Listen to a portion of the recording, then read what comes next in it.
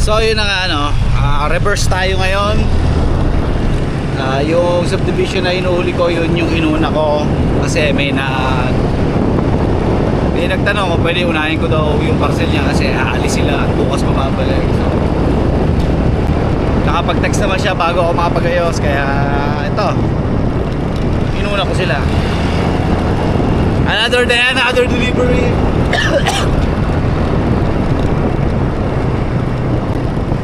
So dapat bigyan natin ng kanilang kahilingan. Kasi hindi pa naman ako nakakapag-ayos, no? So ayun, baliktad tuloy ikot ko, which is good din naman, wala namang problema daw.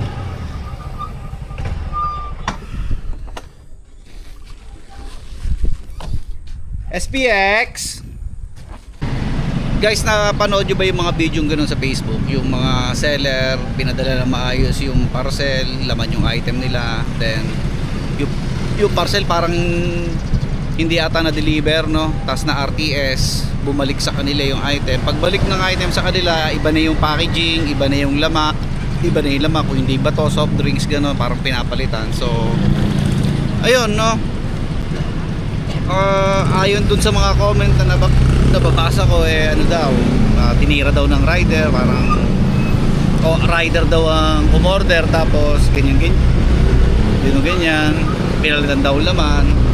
So mostly mga parts ng motor, no? So guys, kung totoo man na rider ang tumira noon, huwag natin gayahin. Delivery rider tayo, hindi tayo magnanakaw. Lagi nyo tatandaan yan. Ay, pag-asa ako. So kung hindi man natin kayang bumili ngayon, papag-iipunan naman natin yan. Pero wag na wag tayong gagawa ng mga ganung bagay. Kasi kawawa din yung seller. Kawawa din, di ba? Ano yun eh, pinadala nila na maayos, nag-effort sila ng packaging, tapos nanakawin lang. Yung mga nakita ko, ano eh, puro parts ng motor yung napanood ko eh.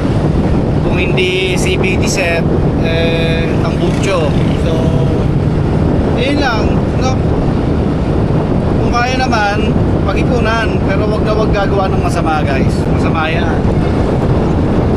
Hindi mo alam kung ano magiging balik niyan sa'yo, di ba? Di ba? Sinisitok ako. Ayan.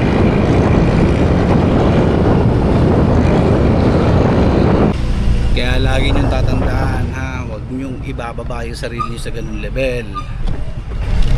Ha? Oh, delivery rider lang tayo, pero hindi tayo magnanakaw. No, tama ako doon, ha? Shopee pa, J-Rick. Pagkano ba yon, no? Sabihin natin mga 2,000, 3,000, 5,000. Walang hamo. Kaya nung ano yun. Kaya mo nang pag-ipunan yung mga ganung bagay. Hindi mo na kailangan magnakaw, no?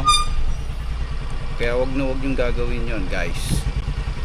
Wag na wag, okay? Kung may gumagawa man, no, na rider, hayaan na lang natin sila. Sila ang sasalo ng karma. Basta tayo patas, no? Paulit-ulit ko sasabihin sa inyo yan. Oo, delivery rider lang tayo, pero hindi tayo magnanakaw. Nakatake na ako asid. Shopee, tefe. Ang mabigat kasi doon, guys, no? Yung impression ng mga taong nakapanood ng video na yon, hindi basta-basta mawawala. So ano bang ibig sabihin doon? Kumbaga yung mga nakapanood, no guys, kumbaga hindi na nila maiiwasan, hindi isipin na if may parcel sila, gano'n, may mga delivery sila, pwedeng papalitan yung laman. Kasi nga, gano'n na nga, diba? In short, nadadamay yung mga maayos. Agree ba kayo doon? Shopee. Istorbo na kayo sa inyong pagkain. Kay Ma'am Lisa.